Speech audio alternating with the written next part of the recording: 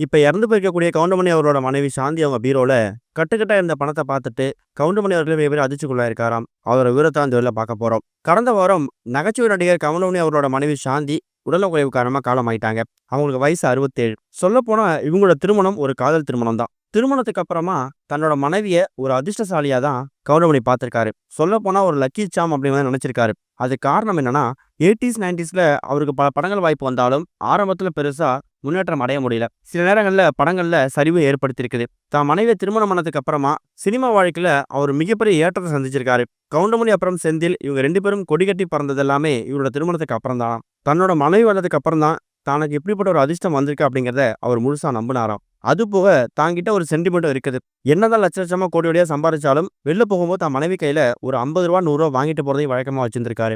அந்த அளவுக்கு தான் மனைவிய ரொம்ப ஒரு அதிர்ஷ்டசாலியா பார்த்திருக்கக்கூடிய கவுண்டமணி படங்கள்ல பிஸியா நடிக்கிறது, அவ்வளோ சம்பாதிக்கிறது, எதை செஞ்சாலும் அதை அவர் செலவு பண்ணவே தெரியாதாம். அதை அப்படியே எடுத்துட்டு நேரா தான் மனைவி கையில் தான் கொடுப்பாரு.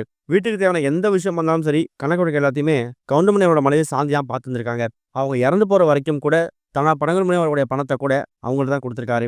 அதே மாதிரி கவுண்டமணி அவரோட ரூம்ல பர்சனலா ஒரு பீரோ லாக்கர் இருந்திருக்கு.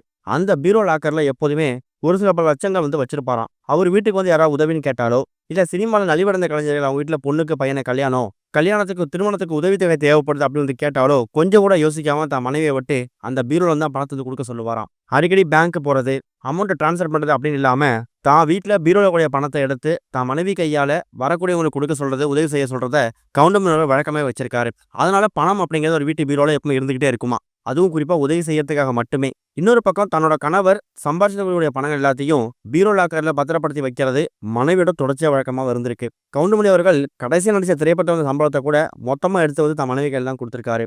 அப்ப அவங்களுக்கு உடல்நிலை கொஞ்சம் நல்லா இருந்திருக்கு. வீட்டில் இருக்கக்கூடிய எல்லா விதமான கணக்கு வழக்குகளையும் இவங்க தான் பார்ப்பாங்களாம். வீட்டுக்கு தேவையான சின்ன பொருள் வாங்கினா கூட கவுண்டமணி அவர்கள் தானா போய் வாங்க மாட்டாரு. தான் மனைவியிட்ட சொல்லி தான் வாங்க சொல்லுவாராம். இந்த நிலையில தான் மனைவி ரூம்ல இருந்து அந்த பீரோவை திறந்து பார்த்து கடைசியா அவங்க எவ்வளவு பணம் வச்சிருந்திருக்காங்க, கடைசியா யாரை கொடுத்துருக்காங்க அப்படிங்கிற விஷயத்தை எல்லாத்தையுமே ஒரு நோட்ல ஒரு பேப்பர்ல எழுதி அந்த பீரோல வச்சு தான் போயிருக்காங்க. கடைசியா யாருக்காக திருமண உதவி செஞ்சிருக்கிறோம், அதே மாதிரி எவ்வளவு கடைசியா சம்பளம் வந்திருக்குது, வீட்டுல வேலை பார்க்கக்கூடிய ஆட்களுக்கு எவ்வளவு சம்பளம் கொடுத்துருக்கோம்னு சொல்லி கணக்கு வழக்கு எல்லாத்தையுமே கூட அதை எழுதி மீதி பணம் இவ்வளவு இருக்குங்கிற மாதிரி தான் அந்த பீரோல ஒப்படைச்சிட்டு போயிருக்காங்க.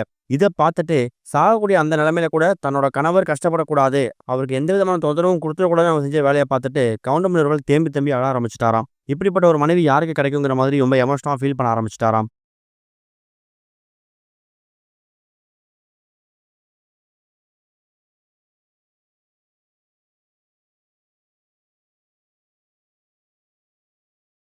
இதுவரைக்கும் கனெக்டிங் டிவிக்கு சப்ஸ்கிரைப் பண்ணனா மறக்காம சப்ஸ்கிரைப் பண்ணிக்கங்க. உடனடி அப்டேட்ஸ் பெறுவதற்கு நோட்டிஃபிகேஷன் பெல்லையும் கிளிக் பண்ணிக்கங்க.